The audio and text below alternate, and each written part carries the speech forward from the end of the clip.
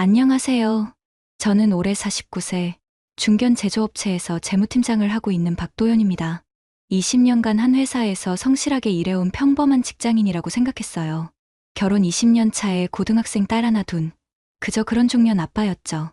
매일 아침 7시에 출근해서 저녁 늦게 퇴근하고, 주말에는 아내와 딸을 위해 시간을 보내는 게 제 일상이었습니다. 하지만 2년 전 그 일이 일어나기 전까지는 말이에요. 제가 그리 평범하지만은 않은 경험을 하게 될 줄은 꿈에도 몰랐습니다. 재무팀장이라는 직업 특성상 숫자와 데이터를 다루는 일에 익숙했는데 그 습관이 제 인생에서 가장 중요한 순간에 빛을 발하게 될 줄이야. 20년 결혼 생활 동안 아내 지혜를 의심해 본 적이 한 번도 없었거든요. 학부모의 총무로 활동하며 아이들을 위해 열심히 봉사하는 모습이 자랑스럽기까지 했습니다. 지금 돌이켜보면 그때부터 모든 것이 시작됐었나 봅니다. 2022년 9월 어느 화요일 저녁이었습니다. 퇴근 후 집에 들어갔는데 지혜가 평소와 다르게 화장을 진하게 하고 있더라고요. 예린이 학부모의 정기 모임이 있다고 했는데 그때까지만 해도 전혀 의심하지 않았어요. 오히려 고생하는 아내가 고마웠습니다. 하지만 뭔가 이상했던 건 그날 밤 지혜가 늦게 들어왔다는 거였어요. 보통 학부모의 모임은 2에 3시간이면 끝나는데 그날은 밤 11시가 넘어서 들어왔거든요. 지혜에게 늦은 이유를 물어봤더니 모임 후에 몇 명이 더 이야기할 게 있어서 카페에 갔다고 하더라고요. 그럴 수도 있다고 생각했습니다. 그런데 며칠 후 또 이상한 일이 생겼어요. 예린이가 저에게 물어보는 거였습니다. 예린이는 엄마가 학부모의 모임이 있다고 했는데 친구들한테 들어보니 그날은 모임이 없었다고 하더라고요. 처음에는 예린이가 잘못 들었거나 제가 날짜를 헷갈렸다고 생각했어요. 하지만 그 일이 계속 반복되더라고요. 지혜가 학부모의 모임이라고 나가는 날에 예린이 친구들은 그런 모임이 없다고 하는 거였습니다. 그때부터 제 재무팀장다운 분석 습관이 발동했어요. 지혜의 외출 패턴을 메모하기 시작했거든요. 날짜, 시간, 이유, 귀가 시간까지 꼼꼼히 적어뒀습니다. 10월 들어 더 이상한 일들이 생겼어요. 지혜가 핸드폰에 잠금 패턴을 설정하기 시작한 거였습니다. 20년 결혼 생활 동안 한 번도 핸드폰에 비밀번호를 걸어둔 적이 없었는데 말이에요. 그리고 예전에는 핸드폰을 아무 곳에나 두고 다녔는데 이제는 항상 본인이 가지고 다니더라고요. 화장실 갈 때도 샤워할 때도 핸드폰을 가져가는 모습이 눈에 띄었습니다. 가장 결정적인 건 지혜의 차량 주행거리였어요. 제가 매달 차량 관리를 하다 보니 주행거리를 체크하는 습관이 있었거든요. 지혜가 학부모의 모임이라고 나간 날들의 주행거리를 계산해보니 왕복 100km가 넘더라고요. 우리 동네에서 예린이 학교까지는 왕복 20km도 안 되는데 왜 그렇게 먼 거리를 다녀온 건지 이해할 수 없었어요. 그날 밤, 저는 20년 결혼 생활에서 처음으로 아내를 의심하기 시작했습니다. 가슴이 두근거리고 손이 떨렸지만 확실한 증거 없이는 함부로 말할 수 없다고 생각했어요. 재무팀장으로서 숫자는 거짓말을 하지 않는다는 걸 너무 잘 알고 있었거든요. 11월에 들어서면서 저는 본격적인 관찰에 들어갔습니다. 재무 분석을 하듯 체계적으로 접근했어요. 먼저 지혜의 행동 패턴을 정리해봤습니다. 학부모의 모임이라는 핑계로 나가는 요일은 주로 화요일과 목요일이었어요. 시간은 대부분 오후 2시에서 3시 사이에 외출해서 밤 10시에서 11시 사이에 들어왔습니다. 두 번째로 체크한 건 지혜의 외모 변화였어요. 예전에는 동네 마트 갈 때도 대충 입고 나갔는데 학부모의 모임이라고 나갈 때는 화장을 완전히 새로 하고 옷도 신경 써서 입더라고요. 특히 향수를 뿌리는 모습이 눈에 띄었습니다. 평소에는 향수를 거의 안 쓰던 사람이었거든요. 세 번째는 핸드폰 사용 패턴이었어요. 예전에는 저녁 시간에 가족과 함께 TV를 보면서 시간을 보냈는데 이제는 핸드폰만 들여다보고 있었습니다. 그것도 화면을 제가 못 보게 각도를 조절하면서 말이에요. 그러던 어느 날 결정적인 단서를 발견했습니다. 지혜가 샤워하러 들어간 사이에 우연히 지혜 핸드폰에서 카카오톡 알림이 왔어요. 화면에 떠오른 발신자 이름이 성민 오빠였습니다. 20년 결혼 생활 동안 지혜가 성민이라는 사람에 대해 언급한 적이 한 번도 없었거든요. 그것도 오빠라는 호칭을 쓰는 걸 보니 나이가 비슷하거나 연상인 남자인 것 같았어요. 메시지 내용까지는 볼 수 없었지만 밤 10시가 넘은 시간에 연락을 주고받는다는 것 자체가 이상했습니다. 다음 날부터 저는 지혜가 외출하는 날에 맞춰서 일찍 퇴근했어요. 회사에서 연차를 내고 지혜의 동선을 확인해 보기로 한 거였습니다. 첫 번째 미행은 11월 15일 화요일이었어요. 지혜가 오후 2시 30분에 집에서 나가는 것을 확인하고 충분한 거리를 두고 따라갔습니다. 지혜는 예린이 학교 방향이 아니라 완전히 반대 방향으로 향했어요.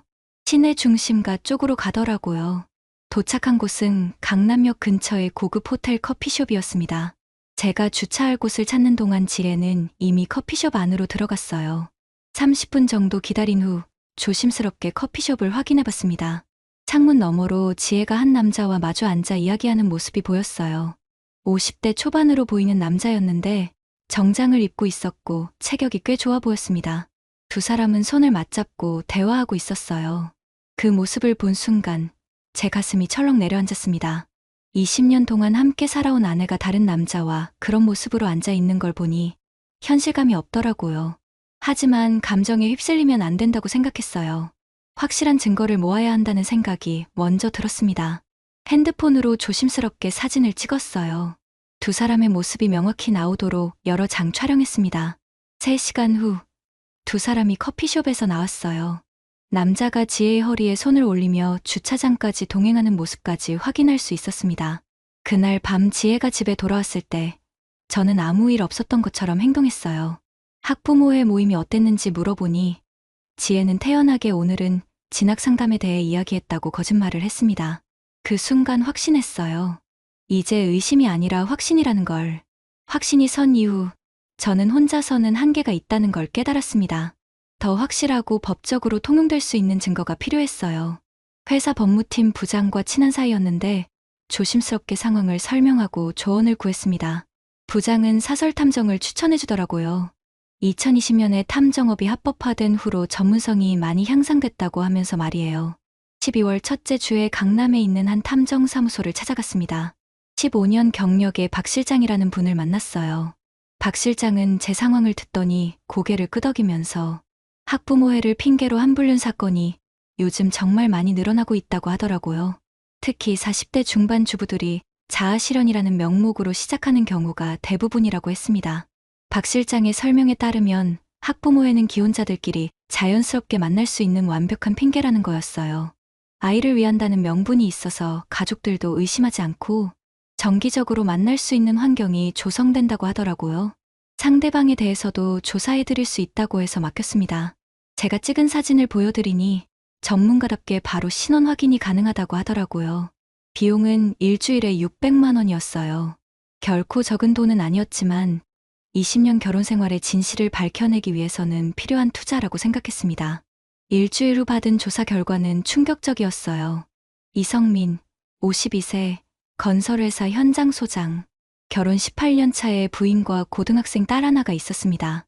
연봉 7천만 원 수준의 아파트 한 채를 소유한 평범한 중산층 가정이었어요. 하지만 문제는 따로 있었습니다. 박 실장이 추가로 조사한 바에 따르면 이성민은 학부모회에서 소문난 인물이었어요. 요리 잘하고 사진 잘 찍고 봉사활동 열심히 하는 완벽한 아빠로 통했던 거였습니다. 그런데 그동안 최소 3명의 학부모와 부적절한 관계를 맺었다는 증언들이 있다고 하더라고요. 박 실장은 전형적인 학부모의 헌터라고 표현했습니다. 외롭고 관심받고 싶어하는 기혼 여성들에게 관심을 보여주고 요리해주고 상담해주면서 접근하는 수법이라고 했어요. 그 말을 듣는 순간 분노가 치밀어 올랐습니다. 20년을 성실하게 살아온 제 아내가 그런 놈의 사냥 리스트에 올라 있었다는 게 참을 수 없었거든요.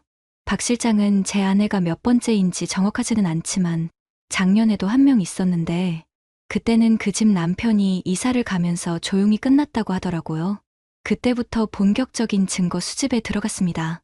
GPS 추적은 불법이니까 직접 미행으로 이동 경로를 파악하고 만나는 장소와 시간을 기록했어요. 그리고 결정적인 장면들을 사진과 영상으로 촬영했습니다. 2주간의 조사 결과는 제 예상보다 훨씬 심각했어요. 화요일 오후 2시 강남 호텔 커피숍에서 2시간 밀담, 테이블에 앉아 손을 맞잡고 이야기하는 사진들이 있었습니다. 금요일 저녁 7시 한강공원에서 산책하며 어깨동무하는 사진, 토요일 오후에는 이성민의 차로 경기도 어느 카페로 드라이브를 갔고 주차장에서 포옹하는 사진까지 있었어요. 각각의 사진에는 정확한 시간과 장소가 기록되어 있었습니다. 법정에서 증거로 쓰기에 충분한 자료들이었어요. 하지만 가장 충격적인 건 따로 있었습니다. 박 실장이 건넨 USB에는 이성민의 차량에 설치된 소형 녹음기에서 나온 대화 내용이 들어 있었거든요. 그 녹음을 들으면서 저는 정말 세상이 무너지는 기분이었습니다. USB에 담긴 녹음 파일을 들으면서 저는 20년 결혼 생활이 한순간에 무너지는 걸 느꼈습니다. 이성민이 지혜에게 제가 그녀의 매력을 제대로 못 알아본다고 하더라고요. 제가 말이 없어서 뭘 생각하는지 모르겠다고 지혜가 대답하는 것도 들렸어요. 이성민은 자신은 다르다며 지혜의 매력을 정확히 알고 있다고 했습니다. 지혜는 그 사람만 있으면 정말 살 것 같다고, 이런 기분은 처음이라고 답하더라고요. 제 가슴이 터질 것 같았습니다. 20년 동안 묵묵히 가정을 지켜온 제가 말이 없다고 해서 무관심한 남편 취급을 받고 있었던 거였어요. 더 충격적인 대화도 있었습니다. 이성민이 진짜로 같이 살면 안 되겠냐고 물어보는 거였어요. 지혜는 예린이가 있다고 망설이더니 이성민은 아이는 이제 고등학생이니까 충분히 이해할 나이라고 하더라고요. 지혜의 인생도 중요하다면서 말이에요. 그러자 지혜가 저에게 어떻게 말하느냐고 물어보니까 이성민은 솔직하게 말하는 게 좋을 것 같다고 하더라고요. 이미 저희 사이를 제가 눈치챈 것 같기도 하다면서요. 저를 눈치챘다고? 그럼 지금까지 저를 바보로 만들면서 계속 거짓말을 한 거였나요? 하지만 녹음 파일 중에 가장 견디기 힘든 건 따로 있었어요. 이성민이 저와는 언제부터 안 좋았냐고 물어보니까 지혜는 결혼 초기부터라고 답하더라고요. 로맨틱한 게 전혀 없고 생일도 안 챙기고 기념일도 기억 못 한다면서 그냥 돈만 벌어다 주는 기계 같다고 했습니다. 돈만 벌어다 주는 기계라고? 20년 동안 새벽 6시에 일어나 야근하면서 가족을 위해 살았는데 그게 기계였다는 거였어요? 이성민이 그래도 20년이나 같이 살았다고 하니까 지혜는 의무감으로 산 거라고 답하더라고요. 사랑이었다면 진작에 끝났을 거라면서요. 의무감으로 살았다고? 제가 지혜를 사랑해서 결혼한 게 아니라 의무감이었다고? 박 실장이 준 자료에는 이성민과 지혜가 함께 다닌 장소들의 목록도 있었어요. 미술관, 콘서트홀, 고급 레스토랑, 펜션까지. 마치 신혼부부처럼 데이트를 즐기고 있었던 거였습니다. 그리고 마지막에는 결정적인 증거가 있었어요. 지난주 토요일, 이성민과 지혜가 강원도 펜션에서 하룻밤을 보낸 기록이었습니다. 펜션 예약 내역, 체크인 시간, 체크아웃 시간까지 모든 게 기록되어 있었어요. 그날 지혜는 고등학교 동창회에 간다고 거짓말을 했었거든요. 저는 모든 증거를 정리해서 회사 법무팀 부장에게 보였습니다. 변호사 입장에서 법정에서 쓸 수 있는 증거인지 검토해달라고 했어요. 부장의 답변은 간단했습니다. 완벽하다는 거였어요. 이 정도면 이혼 소송에서 100% 이기고 상간자 소송에서도 5천만 원까지 받을 수 있을 것 같다고 하더라고요. 5천만 원. 20년 결혼 생활을 우롱한 대가치고는 적다고 생각했지만 중요한 건 돈이 아니었습니다. 제 명예와 자존심을 되찾는 것이 더 중요했어요. 그날 밤, 저는 모든 증거를 USB에 정리하고 시간 순서대로 정리한 파일까지 만들었습니다. 재무팀장답게 체계적으로 접근한 거였어요. 이제 선택의 순간이 왔습니다. 이 모든 걸 지혜 앞에 털어놓고 끝을 내느냐, 아니면 좀 더 기다렸다가 완벽하게 준비한 후에 행동하느냐. 저는 후자를 선택했습니다. 감정적으로 대응해서 실수하고 싶지 않았거든요. 20년을 바보로 살았다면 마지막만큼은 제가 원하는 방식으로 끝내고 싶었어요. 차가운 복수를 계획하기 시작했습니다. 2023년 1월, 저는 본격적인 법적 대응을 준비하기 시작했습니다. 먼저 이혼 전문 변호사를 찾았어요. 회사 법무팀 부장이 추천해준 김 변호사였는데 15년간 가사 사건만 전문으로 해온 분이었습니다. 김 변호사와의 첫 상담에서 제가 수집한 모든 증거를 보여드렸어요. 사진, 녹음 파일, 위치 기록, 펜션 예약 내역까지 모든 걸 체계적으로 정리해서 가져갔습니다. 변호사는 자료를 보더니 깜짝 놀라더라고요. 이렇게 완벽하게 준비된 증거는 처음 본다면서 이혼 소송과 상간자, 소송 모두에서 압도적으로 유리할 거라고 했습니다. 특히 녹음 파일이 결정적이라고 하더라고요. 두 사람의 육체적 관계뿐만 아니라 정신적 불륜까지 명확히 드러나 있다면서 법원에서도 중하게 처벌할 것 같다고 했어요. 김 변호사는 전략을 제시했습니다. 먼저 상간자 소송부터 진행해서 이성민을 압박하고 그 다음에 이혼 소송으로 들어가는 게 좋겠다고 하더라고요. 상간자 소송의 경우 위자료를 3천만 원에서 5천만 원 정도 받을 수 있을 것 같다고 했어요. 이성민이 상습불륜범이라는 점과 학부모회라는 신뢰 관계를 이용했다는 점이 가중처벌 사유가 될 거라고 했습니다. 이혼 소송에서는 재산 분할에서도 유리할 거라고 하더라고요. 지혜의 귀책 사유가 명확하니까 5,050이 아니라 6,040 정도로도 가능할 것 같다고 했어요. 변호사비는 착수금 300만 원에 성공보수 10%였습니다. 결코 적은 돈은 아니었지만 제대로 된 복수를 위해서는 필요한 투자였어요. 2월에 들어서 김 변호사와 함께 소장을 작성했습니다. 상간자 소송소장에는 이성민과 지혜의 불륜 사실을 시간 순서대로 정리했어요. 첫 만남부터 펜션에서의 하룻밤까지 모든 증거를 첨부했습니다. 특히 녹음 파일에서 나온 대화 내용을 문서로 정리해서 넣었어요. 이성민이 지혜를 유혹하는 과정과 두 사람이 저를 바보 취급하는 내용까지 상세히 기록했습니다. 3월 첫째 주에 법원에 소장을 제출했어요. 그리고 동시에 이성민의 직장인 건설회사에도 내용 증명을 보냈습니다. 일주일 후 이성민 측에서 연락이 왔어요. 합의를 하고 싶다는 거였습니다. 하지만 저는 거절했어요. 이미 법정에서 끝까지 가기로 마음먹었거든요. 20년을 바보로 산 것에 대한 정당한 대가를 받고 싶었습니다. 이성민의 변호사가 위자료 1천만 원으로 합의하자고 제안했지만 저는 단칼에 거절했어요. 김 변호사도 법정에서 더 많이 받을 수 있다고 조언했습니다. 4월에 들어서면서 지혜도 제가 뭔가 알고 있다는 걸 눈치챈 것 같았어요. 제가 평소보다 차가워진 것도 있었고 이성민 쪽에서 뭔가 얘기를 들었을 수도 있었고요. 어느 날 저녁 지혜가 조심스럽게 물어보더라고요. 혹시 무슨 일이 있냐고. 요즘 제가 너무 차갑다고 했어요. 저는 아무 일 없다고 대답했습니다. 아직 때가 아니었거든요. 법정에서 모든 걸 정리한 후에 지혜와 대화하고 싶었어요. 5월에 첫 번째 재판이 열렸습니다. 이성민과 그의 변호사가 출석했는데 저희가 제출한 증거를 보고 얼굴이 새파래지더라고요. 재판장에서 녹음 파일이 재생됐을 때 이성민은 고개를 푸덕 숙이고 있었어요. 6개월 전 호텔에서 제 아내와 팔짱을 끼고 걸었던 그 자신감은 온데간데 없었습니다. 법정을 나서면서 김 변호사가 말했어요. 이번 판결로 상담업계뿐만 아니라 학부모의 불륜에도 경각심을 줄 수 있을 거라고. 제 덕분에 다른 피해자들이 생기는 걸 막을 수 있었다고 했습니다. 정의는 반드시 승리한다는 걸 그때 확신했어요. 5월 말 1차 재판에서 승기를 잡은 후 저는 지혜와의 직접적인 대화를 결심했습니다. 그날은 예린이가 학교에서 야자를 하는 날이었어요. 지혜와 둘만 있을 수 있는 시간이었습니다. 저는 지혜가 집에 돌아오기 전에 모든 증거 자료를 거실 테이블 위에 정리해뒀어요. 사진들, 녹음 파일 내용 정리본, 법원 서류까지 시간 순서대로 배열했습니다. 지혜가 밤 8시쯤 집에 들어왔어요. 평소처럼 학부모의 모임이 있었다고 하더라고요. 하지만 이제 저는 그게 거짓말이라는 걸 확실히 알고 있었습니다. 지혜가 거실에 들어와서 테이블 위에 자료들을 보는 순간 얼굴이 하얗게 변했어요. 특히 이성민과 함께 찍은 사진들을 보고는 다리에 힘이 빠져서 소파에 주저앉더라고요. 저는 차분하게 말했습니다. 이제 변명하지 말고 솔직하게 얘기하자고. 6개월 동안 모든 걸 다 알고 있었다고 했어요. 지혜는 처음에는 부인하려고 했어요. 그냥 학부모의 동료일 뿐이라고, 오해라고 하더라고요.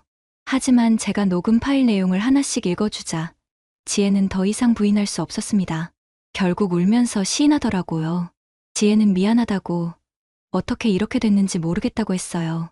이성민이 자신을 이해해준다고 생각했다면서 갱년기로 힘들 때 저는 무관심했다고 했습니다. 저는 그 말에 더욱 화가 났어요. 20년 동안 가족을 위해 열심히 살아온 제가 무관심했다고? 제가 말이 없는 건 신중한 성격 때문이었는데 그걸 무관심으로 해석했다는 거였습니다. 지혜가 용서해달라고 이성민과는 끝내겠다고 했지만 이미 늦었어요. 법원에 소장이 접수된 상태였고 재판이 진행 중이었거든요. 저는 지혜에게 말했어요. 이제 와서 미안하다고 해서 해결될 문제가 아니라고. 법적으로 책임을 져야 한다고 했습니다. 그리고 이혼 소송도 진행할 거라고 통보했어요. 더 이상 함께 살 수 없다고. 20년 결혼 생활이 의무감이었다면 이제 그 의무에서 서로 해방시켜주겠다고 했습니다. 지혜는 예린이 생각해서라도 다시 한번 기회를 달라고 했어요. 하지만 저는 이미 마음을 정했습니다. 다음 날부터 저는 예린이와도 대화했어요. 이제 고등학생이니까 충분히 이해할 수 있을 거라고 생각했거든요. 예린이는 처음에 충격을 받았지만 생각보다 차분하게 받아들이더라고요. 사실 엄마의 행동이 이상하다는 걸 느끼고 있었다고 했어요. 예린이는 저와 함께 살겠다고 했습니다. 엄마를 용서할 수 없다면서 아빠가 더 믿음직하다고 하더라고요. 6월에 들어서면서 상간자 소송이 2차 재판이 열렸어요. 이성민 측에서는 여전히 합의를 원했지만 저는 끝까지 가기로 했습니다. 법정에서 이성민을 직접 보니 감회가 새로웠어요.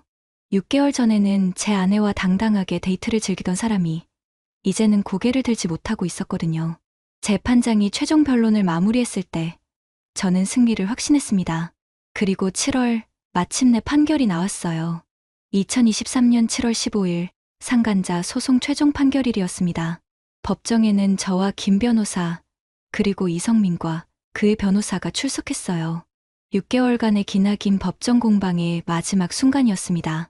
재판장이 판결문을 낭독하기 시작했을 때 제 심장이 두근거렸어요. 비록 승리를 확신하고 있었지만 실제로 판결을 듣는 순간은 긴장될 수밖에 없었거든요. 피고 이성민의 행위는 원고의 혼인관계를 파탄시킨 불법 행위로 인정된다고 했습니다. 특히 학부모애라는 신뢰관계를 악용했고 상습적으로 다른 기혼 여성들과 부적절한 관계를 맺어온 점이 중하게 고려됐다고 하더라고요. 피고는 원고에게 정신적 피해에 대한 위자료 4,500만 원을 지급하라는 판결이 나왔습니다. 예상보다 높은 금액이었어요. 상습성과 학부모의 지위 남용이 가중 처벌 사유가 된 거였습니다. 판결문이 낭독되는 동안 이성민은 고개를 푸덕 숙이고 있었어요. 6개월 전 호텔에서 제 아내와 팔짱을 끼고 걸었던 그 자신감은 온데간데 없었습니다. 법원을 나서면서 김 변호사가 말했어요. 이번 판결로 학부모의 불륜에도 경각심을 줄 수 있을 거라고. 제 덕분에 다른 피해자들이 생기는 걸 막을 수 있었다고 했습니다. 8월에는 이혼 소송이 본격적으로 시작됐어요. 지혜 측에서는 합의 이혼을 원했지만 저는 조정을 통한 이혼을 고집했습니다. 정당한 절차를 통해서 끝내고 싶었거든요.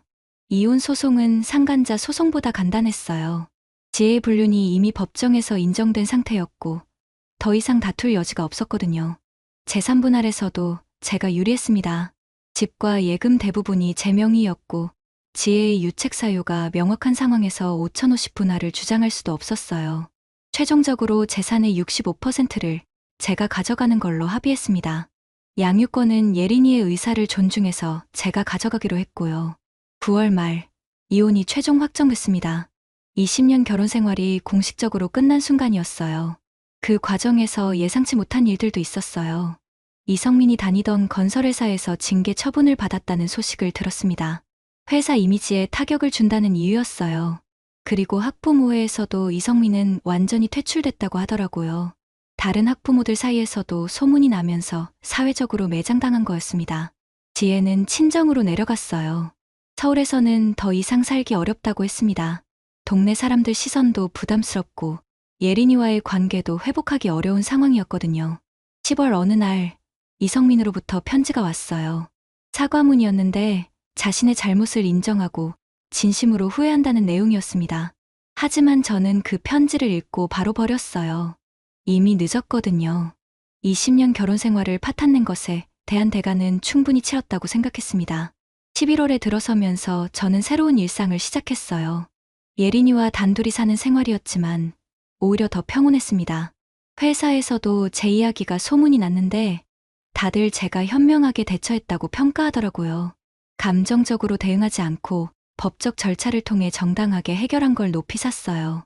그해 연말 상간자 소송에서 받은 위자료 4,500만 원이 계좌에 입금됐습니다. 그 돈으로 예린이 대학 등록금을 미리 마련해뒀어요. 복수는 완벽했습니다. 2025년 현재 그 일이 있은 지 2년이 지났습니다. 돌이켜보면 참 많은 일들이 있었어요. 6개월간의 치밀한 증거 수집, 법정에서의 승리, 그리고 20년 결혼 생활의 마무리까지. 예린이는 지금 대학교 1학년이에요. 수능을 앞두고 가정사로 힘들었을 텐데도 좋은 결과를 얻었습니다. 아빠가 강하게 대응해줘서 자신도 더 단단해진 것 같다고 하더라고요. 예린이가 있어서 저도 포기하지 않을 수 있었던 것 같아요. 만약 혼자였다면 그냥 참고 넘어갔을지도 모르거든요. 회사 일도 다시 활력이 생겼습니다. 마음의 짐을 덜고 나니 일에 더 집중할 수 있었어요. 직원들도 제가 밝아진 걸 알아챘다고 하더라고요. 사실은 진실을 밝혀내고 정의를 구현했다는 만족감 때문이었습니다. 20년을 바보로 살았다는 분노보다는 끝까지 포기하지 않고 맞서 싸운 자신에 대한 자부심이 더 컸어요. 몇 달 전에는 예상치 못한 연락도 받았어요. 이성민의 다른 피해자였던 한 여성이 감사 인사를 전해온 거였습니다. 제 덕분에 용기를 얻어서 소송을 진행할 수 있었다고. 그 사람이 다른 여성들에게도 같은 짓을 하지 못하게 막아주셔서 감사하다고 하더라고요. 제가 한 일이 다른 사람들에게도 도움이 됐다는 사실이 뿌듯했어요. 지혜는 아직도 친정에서 살고 있다고 들었습니다. 작은 미용실에 취업했다고 하더라고요. 46세에 다시 직장인이 된 거였어요. 예전처럼 사업주가 아니라 직원으로 말이에요. 이성민은 더 참담한 상황이라고 들었어요. 부인과 이혼까지 하게 됐다는 소문이 있었습니다. 18년 결혼 생활이 그의 불륜 때문에 끝난 거였어요. 딸은 어머니 쪽으로 갔고 혼자서 작은 원룸에 살고 있다고 했습니다. 자업자득이라고 생각했지만 완전히 기분 좋지만은 않았어요. 결국 모든 사람이 상처를 입은 일이었으니까요. 그래도 후회는 없습니다. 만약 제가 그때 참고 넘어갔다면 20년이 30년이 되고 40년이 됐을지도 모르거든요. 어디선가 선을 그어야 했어요. 요즘 저는 새로운 취미를 시작했습니다. 등산이에요. 혼자서 조용히 산을 오르는 시간이 좋았어요. 49세에 시작한 등산이지만 체력도 좋아지고 마음도 편해졌습니다. 예린이가 같이 가고 싶다고 했지만 저는 혼자만의 시간을 원했어요. 20년 동안 가족을 위해 살았으니 이제는 저를 위한 시간이 필요했거든요.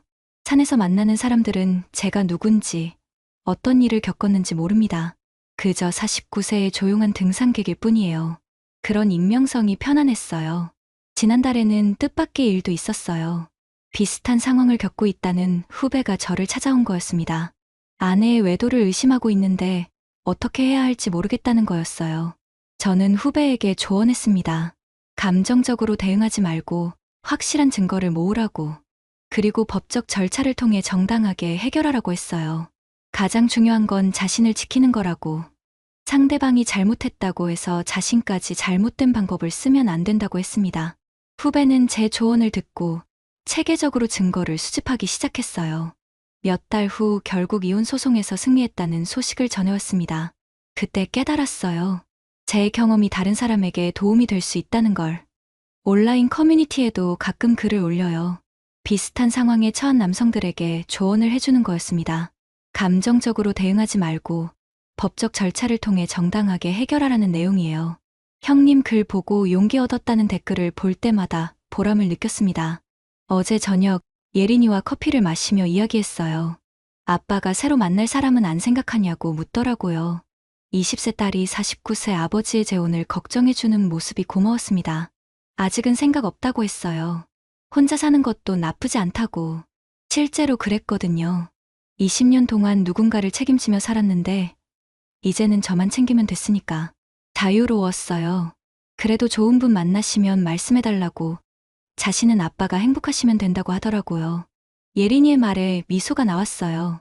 이런 딸이 있다면 충분했습니다. 오늘도 저는 평범한 하루를 보냈어요.